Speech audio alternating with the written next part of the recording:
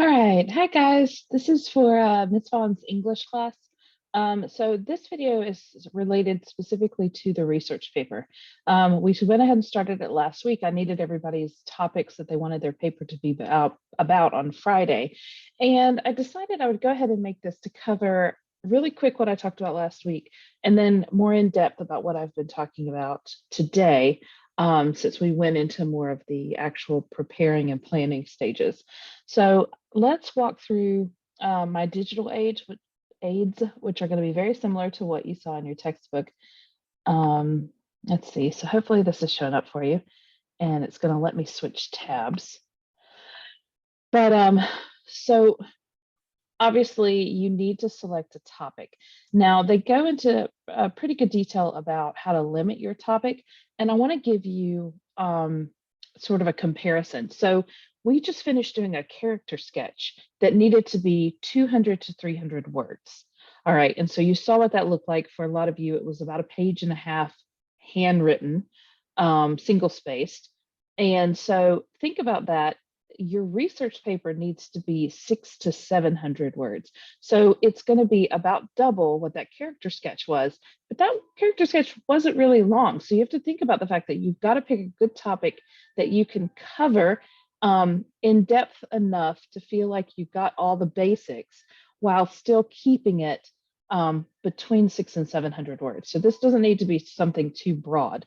For example, if you wanted to write about birds, then maybe you wouldn't talk about birds as a whole. Maybe you wanted to pick raptors. And so you could talk about hawks and eagles.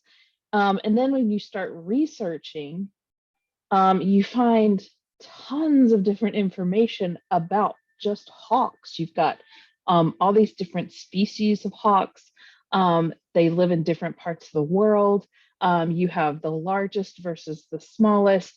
And then there's a lot of information about how they find a mate, and then how they raise the babies. And, so you may actually just want to pick one breed of, say, raptor. So that's what it means when it's talking about selecting and then limiting your topic. They give that's why just consider the length of the assignment. Also, the first step they gave you is to write down the things you already know, as well as things you would like to learn about your topic. So let's go back to considering the length of the assignment, because I really think you need to consider that while you're picking your topic, before you really start writing down things you know.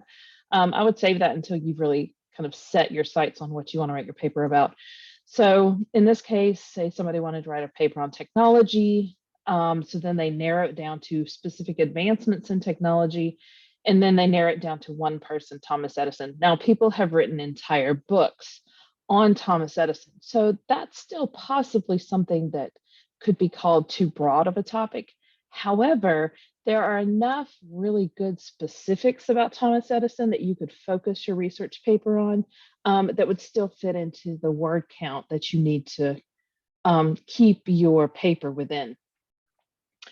And then the next thing is, while you're trying to figure out what your topic is, Google it and see what sort of information pops up. If you only have really one website that gives you a lot of information, then, and all the others are sort of like weird websites that maybe aren't that reliable, then you might want to pick a different topic, because you found something that there's actually not enough information about to write a good paper on.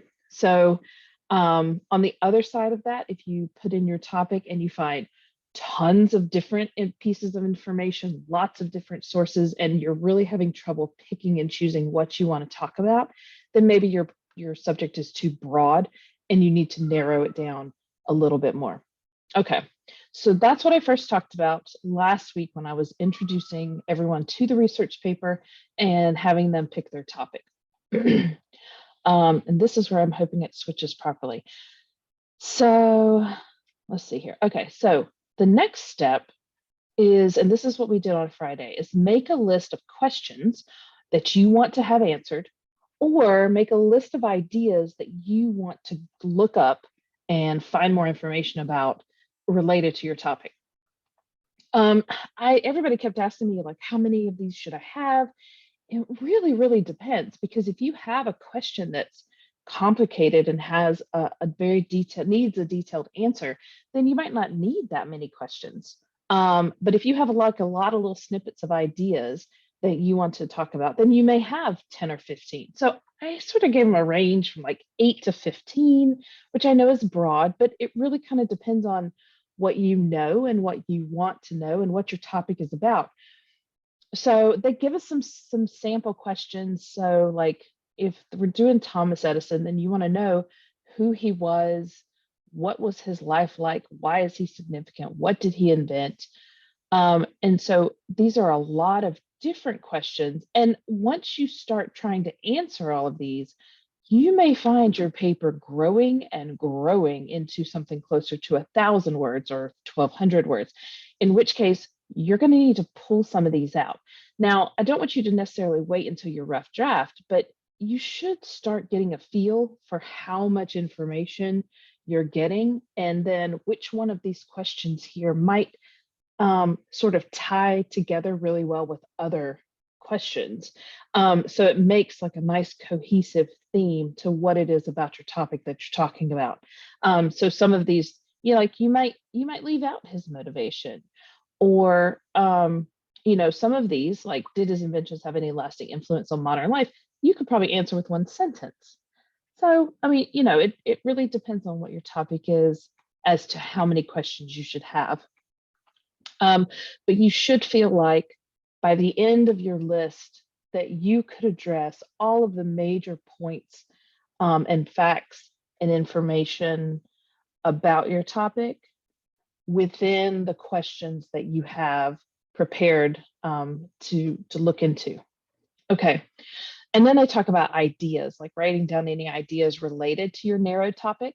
So, like in this case, they put some specific, most significant inventions of Thomas Edison, some really sort of important details that are very interesting parts of his life, that he was partially deaf. He was one of 6 siblings, 7 children, where he was born, and those are things you could do very quickly in one sentence, but they're still really good. They give your reader a good background about your character. All right. Then what I kind of was looking at when I looked at everybody's lists of questions today was to see if there were any that may have kind of gone off on a tangent, so to speak. They're interesting, but sort of unrelated to everything else. Excuse me. So they may not necessarily be related to our topic, and might just be fluff. They're not really important and shouldn't be included in a research paper. They've again put this really long list here, but let's look through this. So if I click on show answer, you can see, like, do we really need to know what his life was like? I mean, I think if we talk about who he was, why he's significant, that's going to answer a little bit more about what his life is like. Do we really need to know his most important invention, or do we really just need to know what was significant about the inventions that he had? We don't really need to know about his motivation, just that he was incredibly hardworking and did not give up. So that's kind of, let me show the answer here too. So list of ideas in this case might not really have anything to do with his inventions, the fact that he was married, or that he was born in Ohio, or that he was deaf. So again, you can see how you sort of limit things down to just the most important pieces that relate to what you want to write about. Okay, so the next step, what I have everybody working on now, is to start looking for sources. We need to prepare a working bibliography.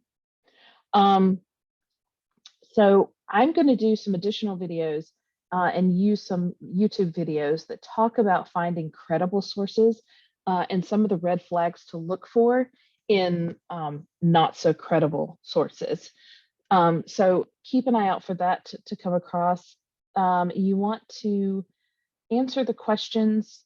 So you would put in the search, the questions that you're wanting answered about your topic, and then look through the sources. And again, I'm going to give you some ideas of how to pick out the best sources and also some really good places to start. And then you work on a working bibliography.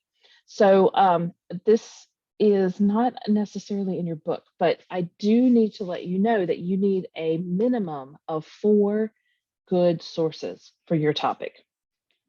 So this would be 4 websites. If you're doing something historical, it might be a good idea to look for some really good YouTube videos, especially History Channel is great about putting some good videos on YouTube. You can use a YouTube video as a source.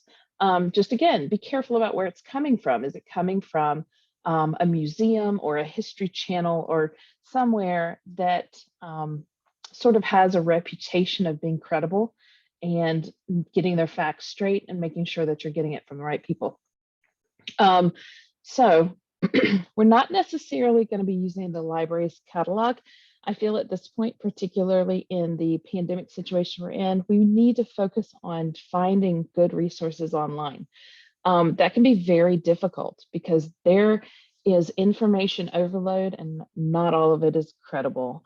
And so we need to learn how to look for good resources online. So I'm going to give you guys more information about that. But first, I want you to just kind of look up and see what's available out there. Okay, good. It does have it on here. So maybe it is in your book. You need to include at least 4 sources. And this goes into some details. I'm actually going to help you guys with a little bit more information about that. So right now we're spending this entire week finding our 4 sources. And I'm going to be talking tomorrow about, well, probably Wednesday, about the actual format of the bibliography. Now you have this on, I believe it is page 257, but I'll have to double check. In your grammar and composition book in the backwards, talking about research paper, they do give you like this exact sheet where it's a sample bibliography. I'm also going to give you some online references for how to do a bibliography on a video or a website. So I'll give you more information, but this is what I need. This is what I need it to look like. You can do that in a Word document, or you can do it on note cards, whichever you prefer. All right, so right now, this is pretty much where I am with the class as far as the research project. The bibliographies are going to be due on Friday.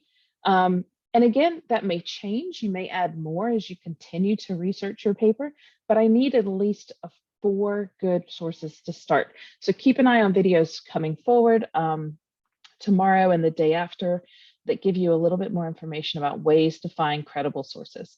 So until then, I miss you guys. I can't wait until you're back in my classroom. And please reach out to me. You have my phone number. You have my email address. So you can text me, email me, or call me if you have any questions.